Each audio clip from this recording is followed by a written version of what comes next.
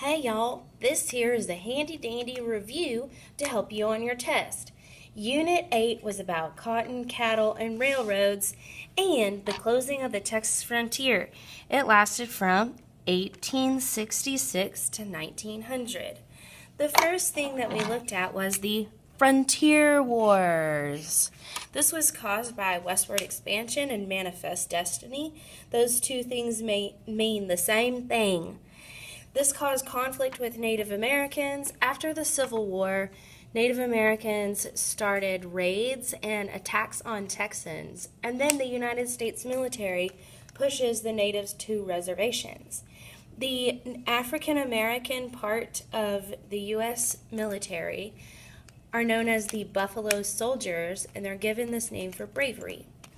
The next thing that we talked about was Quanah Parker. Quanah Parker's mother was Cynthia Ann Parker. He was the last Comanche chief, and he eventually assimilated to American culture. Next thing that we talked about was demand for beef. The cattle industry. Demand for beef in the East increases at the end of the Civil War, and because there's large ranches in northern Mexico and southern Texas, there's an excess of free-roaming cattle. The cowboys in our cattle industry in Texas are 2/3 non-Anglo males. Some of them are African Americans, females, or Mexican Americans, or a combination of those three. We have some major cattle trails: Goodnight Loving Trail, Chisholm Trail, Western Trail, and the Shawnee Trail. These three go through Oklahoma, and this one goes to New Mexico. Goes through New Mexico. They're all going north. The next thing that we talked about in this unit was technology. Technology includes farming technology, oil technology, and then also railroads. Windmills and barbed wire help farmers in West Texas, and they work to increase the population of Texas as a whole.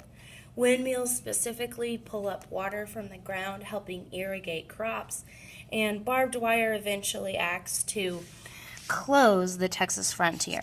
I'm just going to highlight both of those. Because of this technology, we see rapid growth in the economics of Texas, and we also see a raise in the population of West Texas.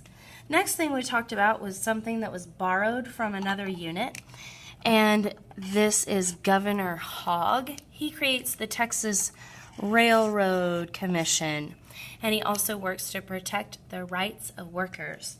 His efforts lead to reform, which is what Unit 9 is about. Okay, have a great day and good luck on your test.